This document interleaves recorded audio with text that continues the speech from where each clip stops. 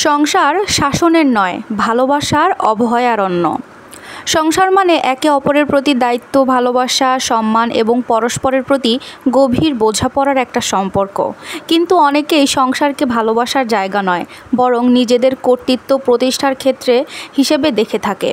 তারা সঙ্গীর প্রতি যত্নবান হওয়ার বদলে শাসন ও দখলদারিত্বকে প্রাধান্য দেয়। অথচ যেখানে ভালোবাসা থাকা উচিত সেখানে শাসনের দম্ভ প্রবেশ করলে সংসার বিষাক্ত হয়ে ওঠে। একটা সুস্থ ও সুন্দর দাম্পত্য জীবনের মূল মন্ত্র হলো সমঝোতা, শ্রদ্ধা এবং ভালোবাসার পারস্পরিক বিনিময়।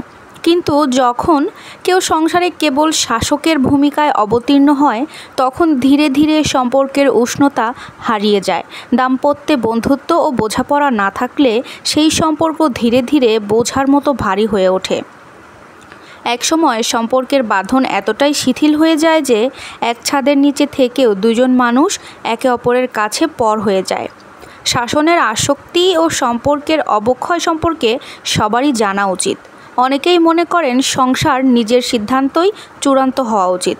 তারা সঙ্গীর মতামতকে গুরুত্ব না দিয়ে নিজের ইচ্ছা ও চাহিদাকেই অগ্রাধিকার দিয়ে থাকে।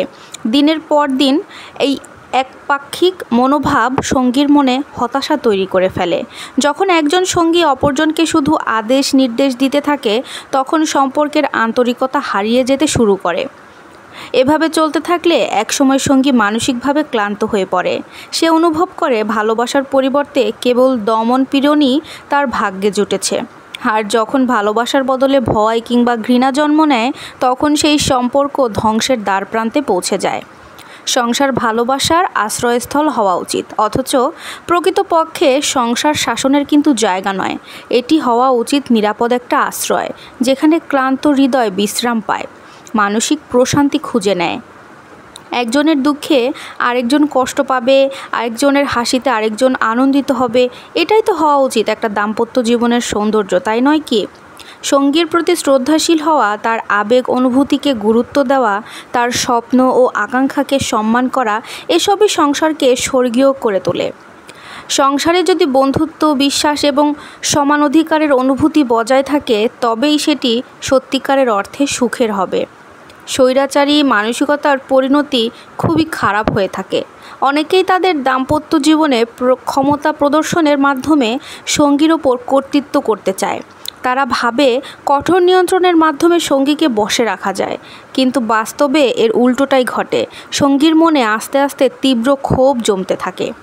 একটা সময় আসে যখন সঙ্গী মানসিকভাবে এতটাই বিধ্বস্ত হয়ে পড়ে যে সে আর এই সম্পর্ককে আগলে রাখার প্রয়োজন অনুভবই করে না।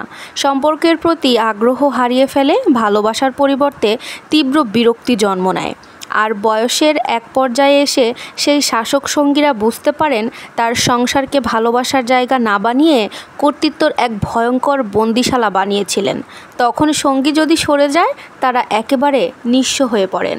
একটা সংসার যদি সত্যিকারের ভালোবাসা আর পারস্পরিক সম্মানের ভিত্তিতে গড়ে ওঠে, তাহলে সেটিই হবে পৃথিবীর সবচেয়ে শান্তির একটা জায়গা।